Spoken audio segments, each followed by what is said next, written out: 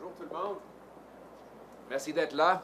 Nous sommes ici aujourd'hui pour faire une revue de la semaine. On a vu, c'était une autre grande semaine des promesses brisées par Mark Carney. Évidemment, les conservateurs sont ici pour renforcer le pouvoir d'achat des Canadiens, protéger leurs emplois avec une économie plus autonome, en mettant le Canada d'abord. Sécuriser nos frontières et nos rues en mettant les criminels en prison et en bloquant les terroristes, l'immigration illégale, les drogues et j'en passe. Celles sont les priorités des conservateurs. Notre vision et notre raison d'être, c'est de rétablir le Canada où chacun qui travaille fort peut avoir une belle vie avec une belle maison, avec de l'épicerie abordable dans les communautés sécuritaires sous notre fier drapeau. C'est ça notre vision, c'est ça notre mission. C'est pour ça qu'on s'est consacré de travailler avec n'importe qui à la Chambre des communes pour l'accomplir. Malheureusement, avec M. Carney, c'est une promesse brisée après l'autre. On a vu qu'il a promis l'économie qui grandit le plus rapidement dans le G7, ça décline le plus rapidement dans le G7, avec le deuxième pire chômage parmi tous ces pays-là. Il a promis de dépenser moins.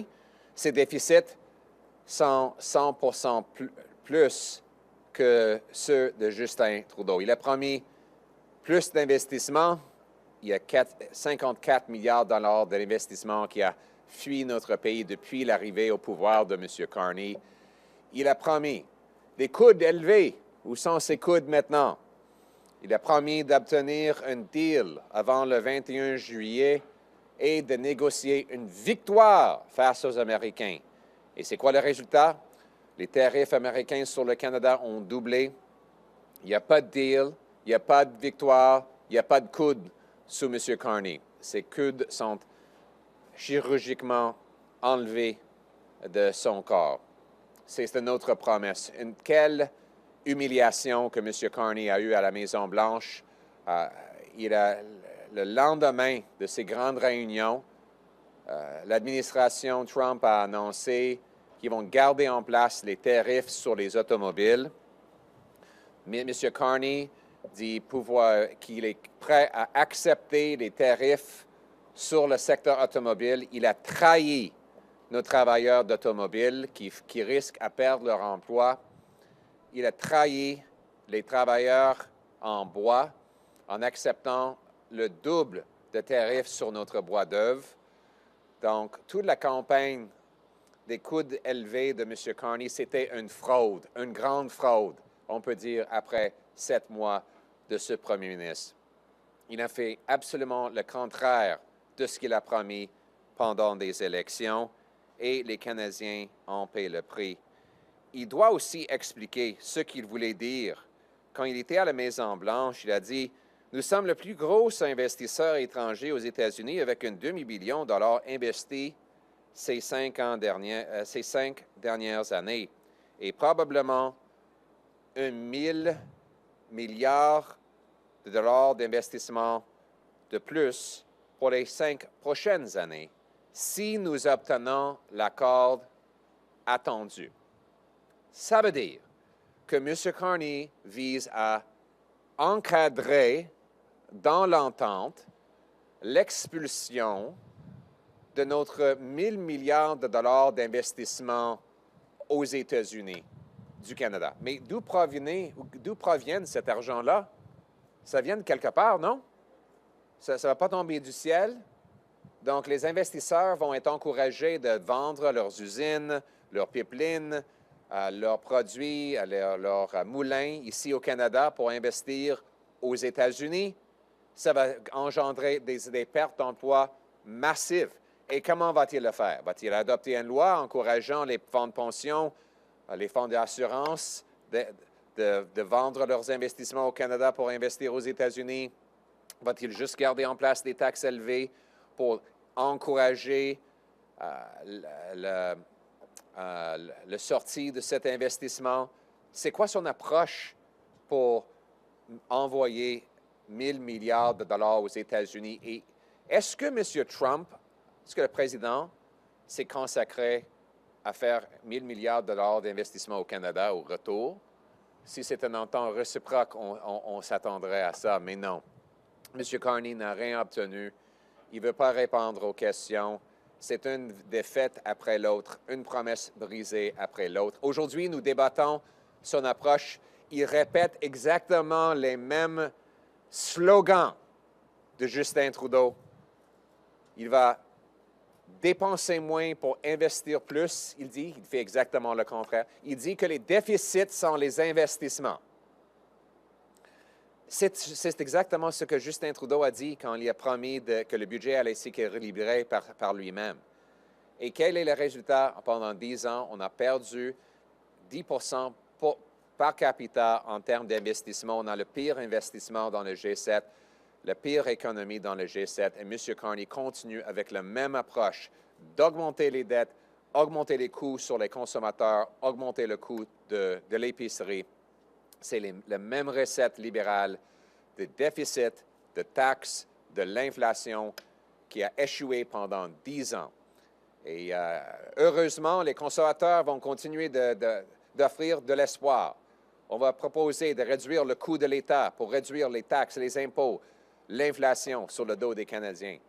On va donner le feu vert aux projets, aux grands projets, les projets qui sont autofinancés sans des subventions du gouvernement pour devenir un pays plus riche et plus fort.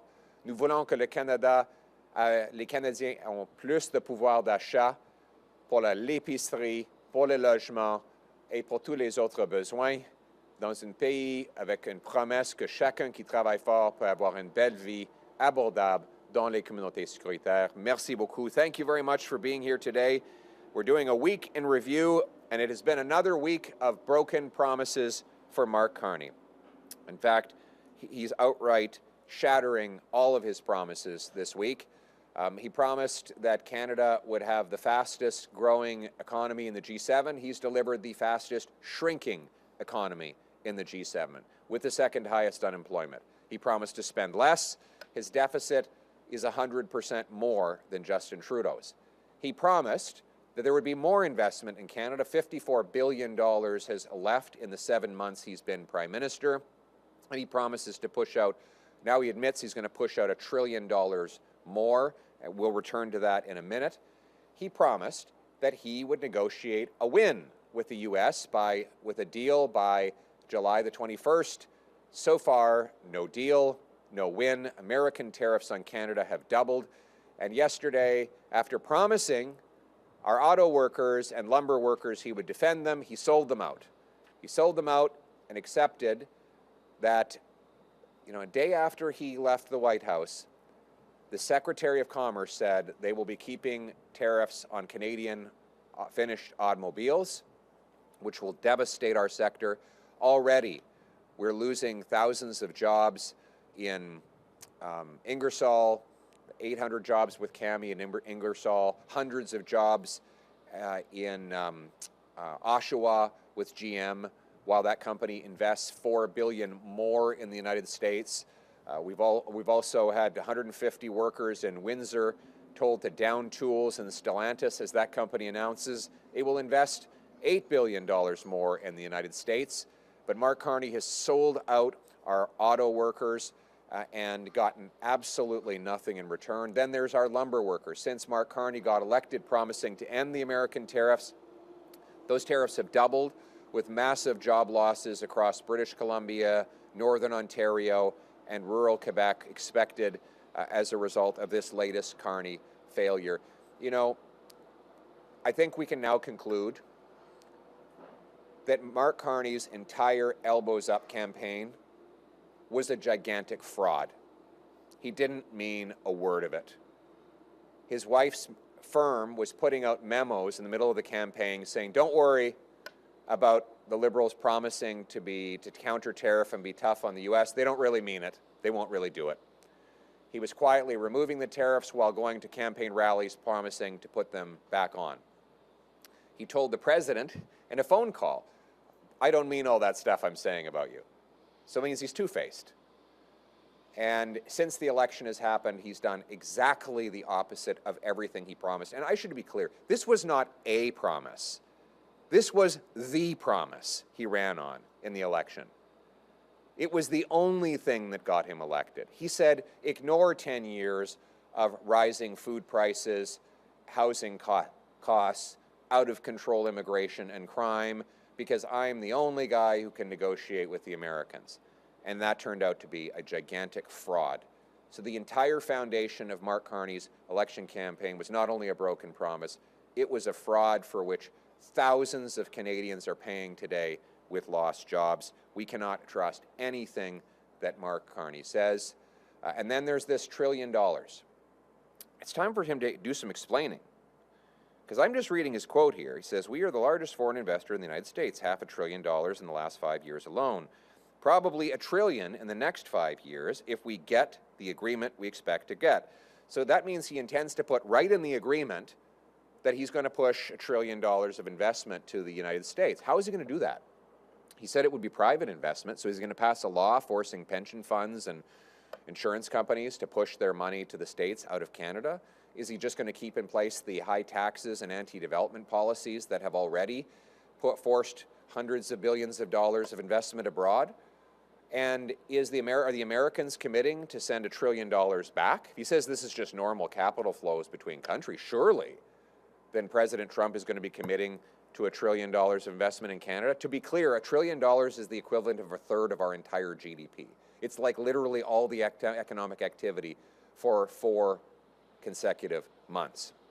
And Mark Carney wants to send it away. This means factories, mines, mills, and other businesses closing in Canada and opening in the United States. Where was that in Mark Carney's election platform? That he was going to push $1 trillion of Canadian investment to the U.S. I'm very curious if any of you could find that. In fact, he has broken all of his promises, and we can't trust him anymore. We're in the House of Commons today. We are debating a Conservative motion exposing the insanity of doing the same thing over and over and over again and expecting a different result. Remember, Justin Trudeau promised 10 years ago that deficits would lead to investment. That was what he meant when he said the budget would balance itself. Over in that building, he said, you see, if you run deficits, they will spark investment, which will grow the economy, increase tax revenues, and the budget will balance itself. Well, Mark Carney wrapped it up in a more sophisticated sounding, but not all too different slogan, and it was a slogan, spend less and invest more, but it meant exactly the same thing, that government deficits would generate investment that would grow the economy. Well, how does it work over the last 10 years? Because it's exactly the same formula. Well, we've had the worst per capita growth in the G7. Per capita investment in Canada is actually down 10% in Canada. Again, the worst in the G7. They then repromised this during COVID. They said after COVID was done, they were going to make generational investments that would grow our economy. And here we are, our per capita GDP is smaller than it was in 2019. And they expect to repeat this same lead to gold, deficits to investment promise that they've been breaking for 10 years. The only difference between Carney and Trudeau is that Carney dresses up his monster money-losing deficits in the respectability of a banker's suit with more sophisticated slogans and even bigger costs. But it will, at the end, have the same deadly results for our economy. Less investment, less jobs, higher costs. So we need a change. We need Conservatives who will cut the cost of government to cut the cost of living, who will focus on stronger paychecks, safer streets, secure borders in a self-reliant Canada. We know what we have to do this. Cut bureaucracy, consultants, foreign aid, gifts to handouts to phony refugee claims, corporate welfare, bring down the deficit, the taxes, and the inflation. We need to get the government out of the way to build big projects, not just the Keystone Pipeline. And I want to congratulate President Trump for supporting the Keystone Pipeline for the last 8 years. Only the Liberals have opposed that pipeline. They didn't get it done, and now suddenly we seem to be on the verge of a flip-flop by Mark Carney. But here's the problem for Carney. What's he going to put in the pipeline? He has a production cut that is in law, that he wants to cut back on the production of oil in Alberta. So that means there won't be enough oil output in Alberta to fill the pipeline as long as Carney's policy is in place. So what does he want to put in this new Keystone XL pipeline? He wants to pipe Crown Royal to the Americans? I mean, what's he going to fill it with?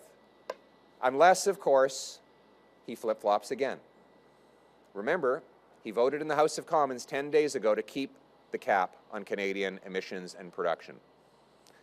He said publicly that he would keep the production cap. So is Mark Carney going to admit that just like on the carbon tax and the electric vehicle mandate, he was wrong and the Liberals are going to break their promise and flip-flop? Because that is the only way we will produce enough oil to fill that pipe. Conservatives would get rid of all these Liberal policies. We would unleash production. We would open this country for business, make it the richest nation on earth, a nation where the promise of Canada is alive and well, where people who work hard get a great paycheck, an affordable home, great food, in a safe neighborhood under our proud flag. Thank you. Thank you. We will now open the floor to questions from media. The nice Please man was going to give me a round of and your applause. outlet. Why did you guys stop him? Sure. Hi, Annie Bergeron-Oliver with CTV Sure. National News. You talk about major projects. Today, the head of Carney's new major project office was at committee, and she says that her aspiration is it would take 4 to 5 months to determine whether an Alberta pipeline is, quote, a project that should be designated in the national interest. What do you think of this timeline, and is this a project that the government should be greenlighting? Well, it's too slow, and the government should green-light it today. The government should signal that they favor, the federal government favors a pipeline from Hardisty, Alberta, beautiful Hardisty, Alberta, to the Pacific Coast, probably Kitimat or Prince Rupert. And, you know, we know the economics make sense. We know that there are private businesses that will be glad to build it once there's a permit provided by the government. The only thing Mark Carney needs to do, two things I should say. This is exclusively a federal decision. So David Eby is well worth ignoring. He has no legal and constitutional authority to block this project. It's all up to the federal government. The federal government and Mark Carney need to do only one thing to make it happen. Get out of the way. If they get out of the way and grant a permit, there will be billions of dollars of private money that will rush in and build this pipeline with lightning speed, because it is massively profitable to take underpriced oil from Alberta and send it to 2.5 billion Asian customers who will pay the full world price. Mark Carney, get out of the way and let Albertans and Western Canadians build a beautiful pipeline. Thank you. Next question. Bonjour, Monsieur Poilievre. Émilie Bergeron, la presse canadienne. Vous avez énuméré il y a quelques instants toutes les raisons pour lesquelles vous êtes en désaccord sur la façon des libéraux d'essayer de résoudre ce conflit commercial avec les États-Unis. Il y a quelques semaines, vous avez dit, nous les conservateurs, on est ici pour appuyer le gouvernement pour qu'il réussisse à résoudre tout ce conflit-là. Vous avez dit, on va faire des propositions. Mais vous avez beaucoup de désaccords. Est-ce que c'est encore possible, selon vous, de collaborer avec les libéraux sur ce dossier-là? Bien sûr, et j'ai dit à plusieurs reprises à M. Carney que nous, les conservateurs, sommes là pour travailler avec lui afin d'obtenir un vrai deal. Nous offrons nos contacts, nos travail, nos députés, de travailler avec lui. Chaque fois que nos députés aillent à Washington, on informe le gouvernement de nos réunions. Mais à plusieurs reprises, il ne rappelle même pas, il ne répond même pas à nos appels. Donc, M. Carney semble vouloir instrumentaliser le conflit avec les Américains pour les raisons partisanes et politiques pour gagner des votes au lieu de travailler dans l'intérêt du Canada. Nous, les conservateurs, ont proposé aussi une loi sur la souveraineté, ce qui va nous permettre de devenir un pays plus autonome et souverain, avec les permis de construction le plus rapide au monde, avec moins de taxes et d'impôts sur l'investissement, avec le rapatriement de notre technologie. Et nous encourageons le gouvernement libéral d'adopter nos bonnes idées pour qu'on puisse renforcer notre pays et obtenir un bon deal pour le Canada avec les États-Unis. Thank you. Next question. Hi, Mr. Poilievre. Can I ask you about Gaza? Just your thoughts on a ceasefire in Gaza, what role you'd see for Canada moving forward. And can I ask you as well, You've rightly condemned Hamas, but do you have any concerns with how Israel has carried out its campaign in Gaza? Thank you for your question. And first of all, let me congratulate President Trump on a historic peace deal. This could be the beginning of a very beautiful, peaceful period in Middle East history. Let's all hope it is.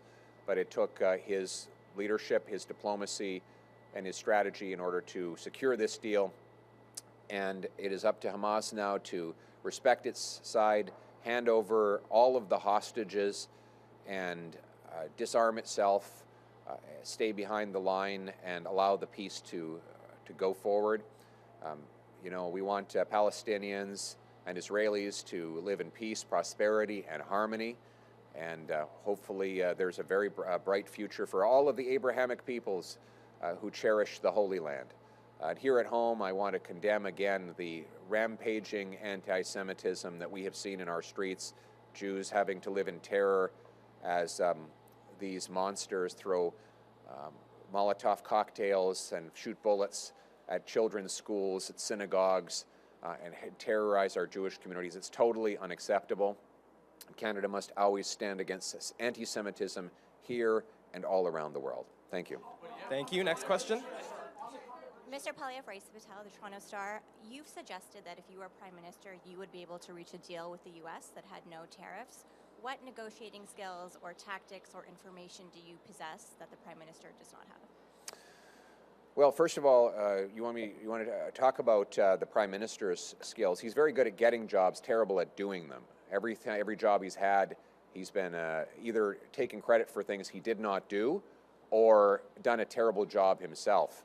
You know, in Great Britain, he had the second highest inflation of any other G7 country when he was the governor of the Bank of England. He caused the housing crisis in that country, and he set up this Green Alliance designed to defund our entire energy sector. That's fallen apart. When he was a corporate lobbyist, his specialty was stashing his cash away in offshore tax havens, moving money out of Canada. So he's been very good at getting jobs, very, very bad at actually doing the jobs like we see right now. As for my approach, first of all, I would negotiate from a position of strength by unlocking our resources. I would repeal the anti-energy laws, C-69, C-48, so that we can legalize production of our minerals, oil, gas. I would rapidly approve pipelines to Tidewater so that we can have other markets that we can reach. I would get rid of the capital gains tax on any monies reinvested in Canada so that we could bring home the hundreds of billions of dollars that Mr. Carney brags that the Liberals have pushed out of our nation. That would give us a position of strength from which to negotiate. And then I would work with the Americans on a deal that would see Canada massively increase its military might and take its burden of protecting our continent, while at the same time having reciprocal free trade across our borders that will allow both of our countries to be stronger, safer, and richer. Thank you. Thank you. Last question. Jillian Piper with Global News. On Keystone XL, why are you supporting building a pipeline into the United States when Canada is looking to diversify its economy away from the U.S. right now? Well, we should build pipelines in every direction. It's a good question. We need to build pipelines south, east, west, maybe even north. But the reality is that it would be better to have it than not to have it. We would be able to move, depending on the size, anywhere between 500,000 and 1 million barrels of oil to the U.S. market. Some of it, I think, would even make it through to the U.S. Gulf Coast, getting world prices rather than the discount rate we now accept. And it would be good for both the Canada and the U.S. It would hopefully create jobs for steel workers on both sides of the border. But you are right. We need a pipe to the Pacific. And you know that Mark Carney, I'd challenge you to find a single example of him ever saying he supports an oil pipeline to the Pacific. Has he even said it once? He's been running, he started running in February, so it's been, what, 9 months? He's never once been clear that he wants an oil pipeline from Alberta to the Pacific. He did testify in the industry committee, under my questioning, that he was against such a pipeline. It's time for Mark Carney to stop playing dodgeball. The decision is going to be on his desk. He has the legal authority and the constitutional power to approve or deny that pipeline. He is the only one. And my message, I'm very clear. I would approve a pipeline to the Pacific from Alberta in a millisecond. Mark Carney's had 7 months as Prime Minister. It's time for him to come clean on his position. Okay. Last question. Monsieur Poilievre, Monsieur Poilievre,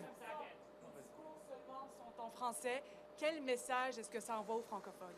C'est un manque de respect flagrant de M. Carney envers la langue française. Il devrait essayer de parler plus souvent. J'ai aucun commentaire sur la qualité de son français, rien du tout. Je respecte tous les anglophones qui essaient de parler français. Évidemment, mon français n'est pas parfait non plus, mais comme vous le remarquez, je commence presque tous mes discours en français et je pense que c'est l'obligation de tous les chefs fédéraux de respecter la langue française en parlant souvent et partout au pays en français. Yeah, thank you. There's a question on. So just this is a. What do you make of Lutnick's comments that Canada should come second when it comes to the auto sector, and this is after months of negotiations? Yeah, this is another terrible failure by Mark Carney. The day after Carney was in the White House, the Commerce Secretary to the U.S. administration came out and said that our Canadian auto sector should come second. This is after Mark Carney has made concession after concession, recently promising $1 trillion of investment for the U.S., and he's accepting second place for Canadian auto workers and continuing tariffs on our finished products. I think of the hard-working auto workers in Oshawa, in Windsor, in Brampton, who are terrified of losing their jobs because of this diplomatic failing by their Prime Minister. Mark Carney has sold out our auto workers and failed them completely. We need a Prime Minister who will stand up and fight for auto jobs here and always. Thank you. This concludes today's event. On the budget. This nice gentleman has been waiting long enough. He had a very important question. Yeah. So yeah. Sorry. Yeah. Yeah.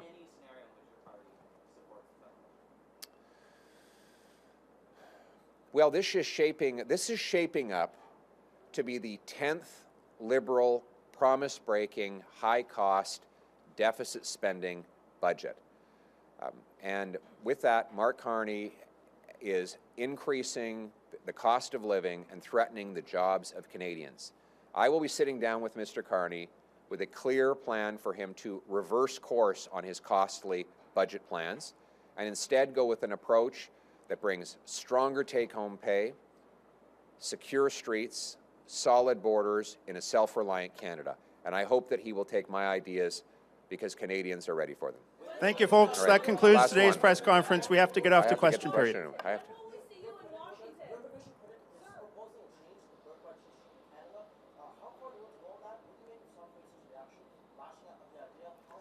Well, first of all, Sean Fraser, can you imagine? This guy is a human wrecking ball. Like, seriously, he was the Minister of Immigration that destroyed he destroyed the best immigration system in the world. Look at the graph. This was our immigration rate all along until someone named Sean Fraser came along and increased our population growth by 300% almost overnight. He single-handedly destroyed the consensus we had on immigration. He destroyed our housing market, our health care, and our job market. This one guy, and Mark Carney has promoted him now to be the Minister of Justice. So for him to lecture anybody on any matters of immigration is the height of Liberal hypocrisy and shows nothing has changed after 10 years of the Trudeau government to the Carney one. Now, on birthright citizenship, we've got, because of Mark Carney's former immigration minister, Sean Fraser, we have roughly, 3 million temporary residents here in Canada. And the risk is that some might think that the only way to stay is by having a kid here.